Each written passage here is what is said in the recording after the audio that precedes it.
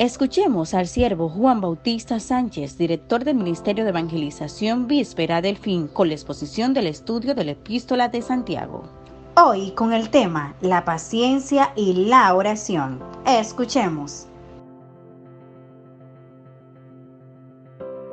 Dios les bendiga, mis amados hermanos. Hoy por fin tenemos la conclusión de la carta o epístola de Santiago con la temática la paciencia y la oración, o sed pacientes y orad. Por tanto, hermanos, tened paciencia hasta la venida del Señor.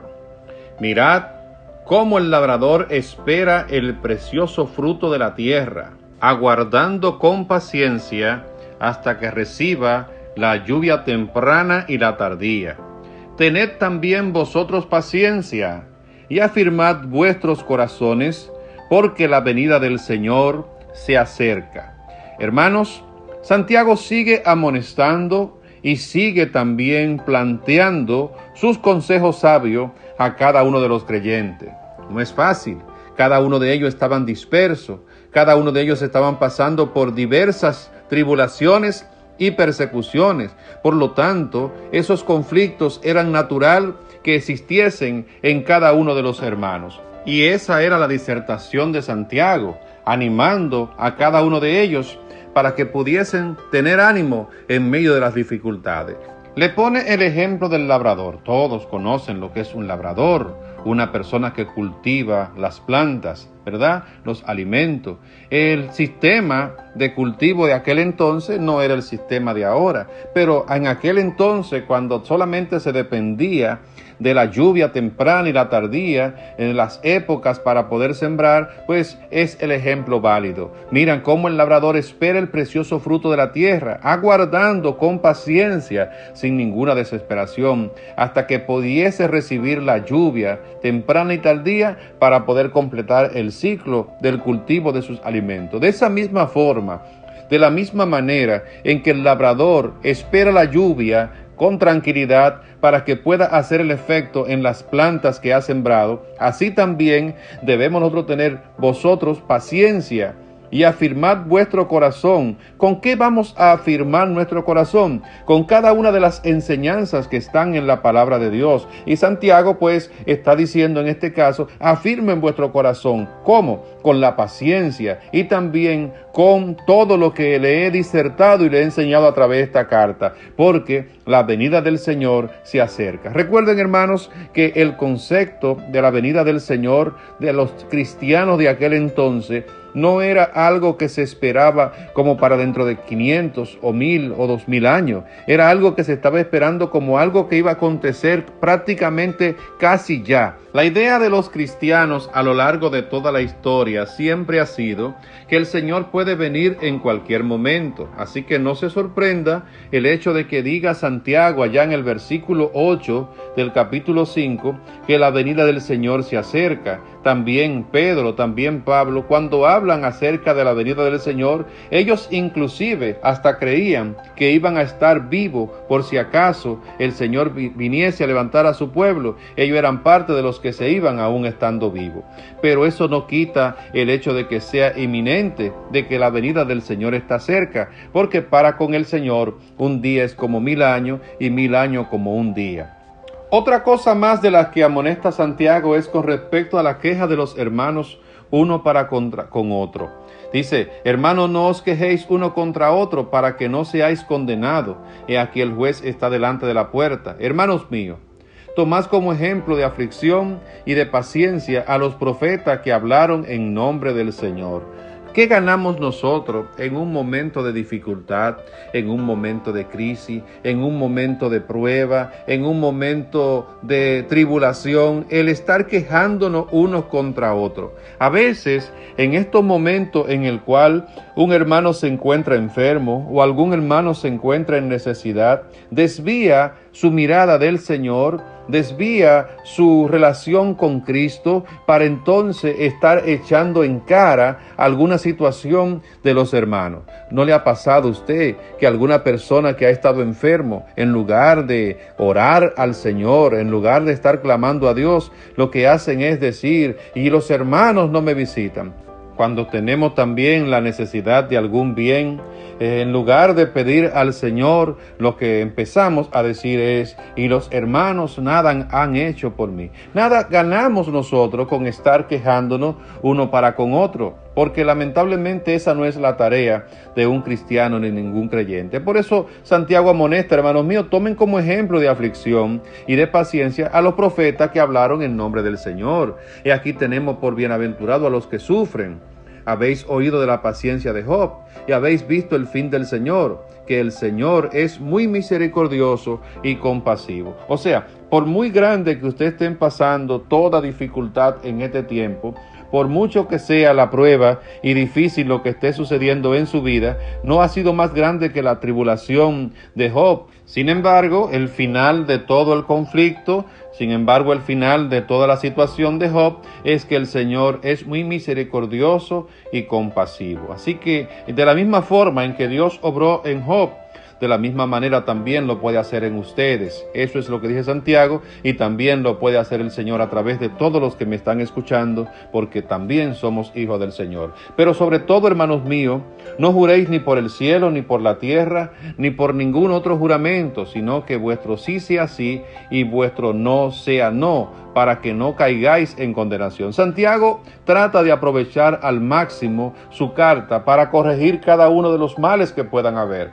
Santiago amonesta y recuerda mucho las enseñanzas acerca del mismo Jesús. Por eso le dice, repitiendo lo que Jesús un día dijo con respecto a los juramentos, que si ustedes van a estar haciendo juramentos, eso no está bien, porque recuerdan que Jesús estuvo diciendo que nuestro sí sea sí o nuestro no sea no. Así que lo mismo repite Santiago: no estemos jurando, porque los que tienen necesidad de estar haciendo juramentos son las personas que hablan mentira, porque una persona que habla verdad no tiene que estar jurando, porque simplemente yo dije, yo vi tal o cual asunto. Usted lo jura. Yo no tengo que jurar para que me creen. O sea, cuando alguien tiene que jurar para que se le crea, es porque su palabra es dudosa, es porque su reputación posiblemente no esté a la raya con lo que debe de ser el comportamiento de una persona que hable la verdad. Por eso dice Santiago, sino que vuestro sí sea sí y vuestro no sea no, para que no caigáis en condenación.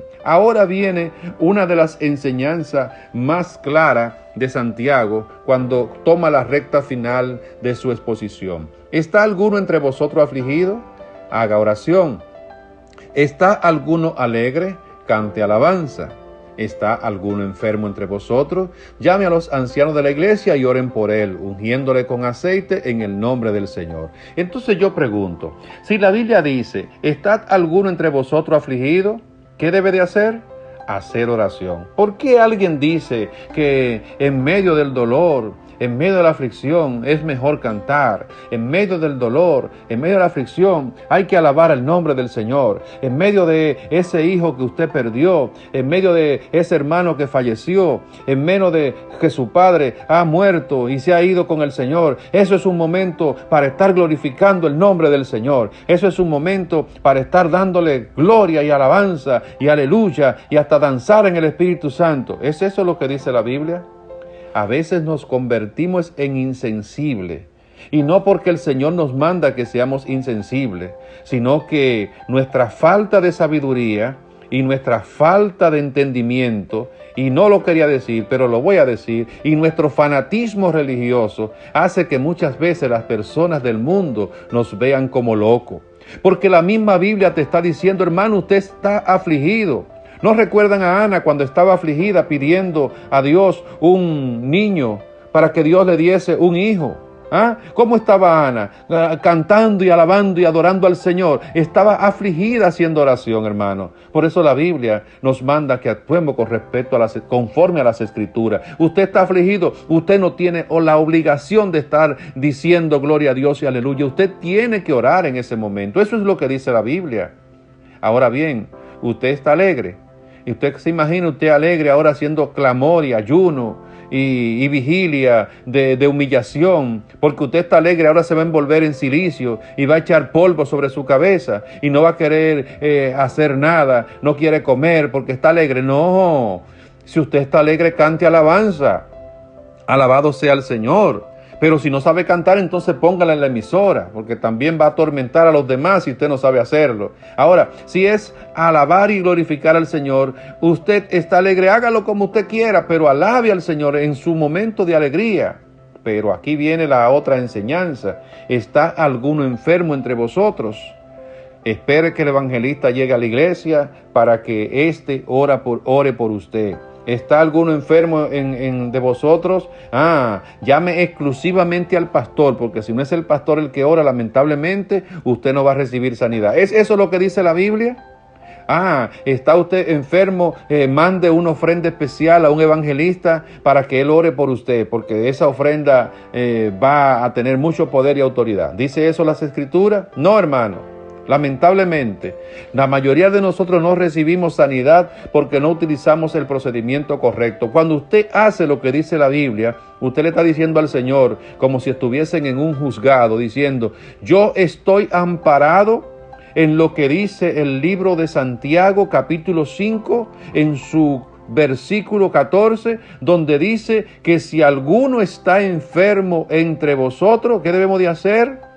Llamar a los ancianos de la iglesia para que oren por mí. Amén. Entonces es deber del pastor enviar a la persona que él considera el hermano de confianza, el hermano de oración. Esos son los ancianos. No estamos hablando de la gente mayor de edad, no estamos hablando de la persona vieja. Un anciano de la iglesia podría ser un joven de 20 años. Una persona que es anciano de la iglesia podría ser un hermano de 25, pero no importa la edad que tenga, lo importante es que tenga madurez en los caminos del Señor y que sea devoto de la oración y obediente a sus líderes. Entonces el pastor enviará a uno de esos ancianos, encomendándole con el aceite de la unción que ore por esa persona y que además de orar por él, entonces le unja con aceite. Aquí encontramos algo muy importante y dice: y la oración de fe salvará al enfermo y el Señor lo levantará, y si hubiere cometido pecado, le será perdonado. Observe lo siguiente: la palabra salvación es utilizada en la Biblia con 3 aplicaciones diferentes y es necesario que nosotros podamos entender el porqué. Observe, por ejemplo, en el diluvio, ¿cuántas personas se salvaron? Se salvaron Noé y se salvó su familia. Pero recuerde, ahí no está hablando de salvación eterna. Se salvaron de perecer ahogados. La salvación no es lo que se vislumbra en estas 8 personas. Ellos escaparon, pudieron librarse de la muerte. Ahí se aplica la salvación desde ese punto de vista de ser librado en ese momento. Tenemos también a Jonás cuando dice: la salvación es de Jehová en el vientre del pez. Él lo que está diciendo realmente es: el que yo pueda salir vivo de aquí, de este lugar, es de pura competencia exclusiva de Jehová nuestro Dios. Cuando la mujer, aquella del flujo de sangre, topa el manto de Jesús y dice: si tan solo topase el borde de su manto, seré salva. Pero en realidad, ¿usted cree que ella está hablando de salvación espiritual, salvación eterna? Ahí la palabra salvación se traduce como salud. Aquí entonces en el versículo 15 funciona de la misma manera, y la oración de fe salvará al enfermo. Más bien es sanará al enfermo. Ahora, si hubiese cometido pecado, le serán perdonados. ¿Por qué dice aquí que los pecados serán perdonados en caso de que lo hubiese cometido? ¿Por qué mandaron también a un anciano, a un par de ancianos de la iglesia para que oren por él? Porque el anciano de la iglesia es una persona que, además de tener años en el evangelio, también es una persona de sabiduría. Me mandaron a orar por alguien. Yo hago el papel de anciano ahora. Yo estoy obedeciendo a mis líderes, mis pastores que me envían a orar por fulano de tal. Yo, aparte de orar por él, hermano, ¿cómo usted se siente y cómo le va? ¿Todo bien en su vida, siervo? Ninguna novedad. Solamente la enfermedad le está azotando, o hay algo mediante el cual usted haya tenido que estar luchando últimamente. Ahí entonces viene la confesión. Sí, hermano, mire, ahora que usted lo dice, yo tengo un problemita con un hermano, o yo tengo un problemita con algo que hice, pero que lamentablemente yo no sé cómo poder lidiar con eso. Hasta creo como que esta enfermedad que estoy padeciendo podría ser consecuencia de ese pecado que tengo agachado, de ese pecado que tengo escondido. ¿Ve? Porque el hermano que es es anciano de la iglesia, no solamente va a orar por esa persona, va a pasar un momento ameno con esa persona y va a tratar de sacar a flote, a la luz, cualquier cosa que esté andando mal, porque sí es verdad que hay muchas enfermedades que vienen producto de la contaminación ambiental, también hay enfermedades que vienen por la desobediencia. Entonces, por eso aquí Santiago habla de algo que ni tan siquiera parece ser como si tuviese coherencia, pero sí, confesad vuestras ofensas unos a otros y orad unos por otros para que seáis sanados. La oración eficaz del justo puede mucho. O sea, aquí habla de dos tipos de salud. Primero, la salud física, que tiene que ver con la enfermedad, pero también habla de confesar vuestras ofensas, no como los sacerdotes y los religiosos han interpretado de que yo tengo que confesar mis pecados al pastor para que él me perdone. No, es la falta que yo cometo contra la otra persona, porque si yo no he ofendido al pastor, yo no tengo que confesarle al pastor ningún pecado que yo haya cometido. Yo tengo que confesarlo es a Dios, no a la persona que no lo haya cometido. Ahora, si también he cometido un pecado contra un hermano o contra una persona, yo debo hacer esa confesión y decirle que me perdone por eso que cometí delante de Dios y delante de Él.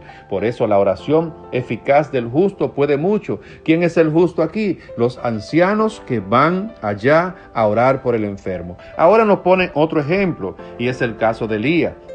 Era un hombre sujeto a pasiones semejante a las nuestras y oró fervientemente para que no lloviese. ¿Y qué sucedió? No llovió sobre la tierra por 3 años. ¿Y qué tiempo? Y 6 meses. Y otra vez volvió y oró, y el cielo dio lluvia y la tierra produjo su fruto. Alabado sea el Señor. Por eso Santiago está expresando aquí que un anciano de la iglesia que vaya a orar por un enfermo tiene la responsabilidad de orar por la parte física, orar también y animar a la persona para que pueda confesar algún pecado cometido, para que se ponga a cuenta con su hermano y para que entienda que cualquiera de nosotros, aún estando en la condición que estemos, podemos orar, podemos clamar a nuestro Dios, y al igual como Elías clamó para que algo aconteciese, aconteció, y volvió a orar y volvió entonces Dios a hacer la obra.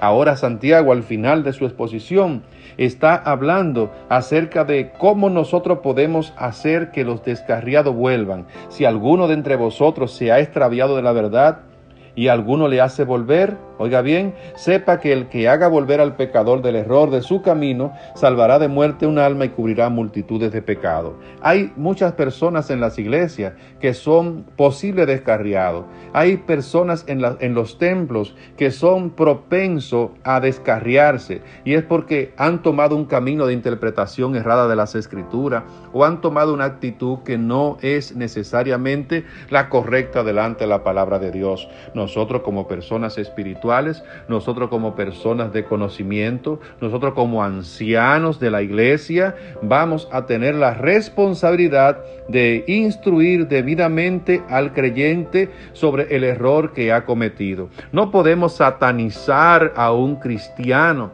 porque éste tenga una interpretación distinta de la palabra de la cual usted y yo estamos acostumbrados. Es posible, y no nos equivoquemos con esto, que la interpretación correcta sea la de él y no necesariamente la nuestra.